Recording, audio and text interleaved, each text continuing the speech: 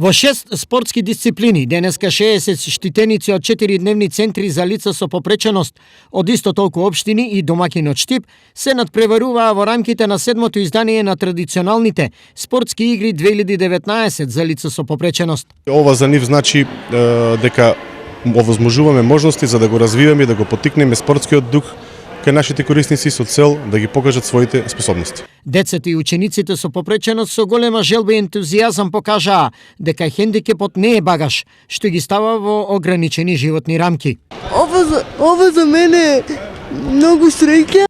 Неспорна е големата поддршка за овие спортски ентузијасти од родителите, воспитувачите и социјалните работници. За нашите деца ова многу значи, така тие се чувствуваат корисни, се чувствуваат дека нешто добро прават за општеството, за сите, за себе.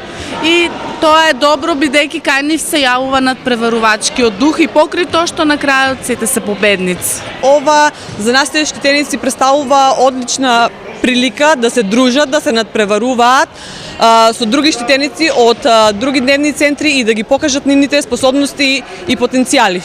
Штипските локални власти се со посебен пиетет кон оваа категорија на граѓани. Општина Штип секогаш ќе поддржува вакви манифестации, се со цел подобра интеграција и подобра социјализација на лицата со попреченост во општеството, бидејќи општествената заедница им припаѓа ним подеднакво како што ни припаѓа и на сите нас.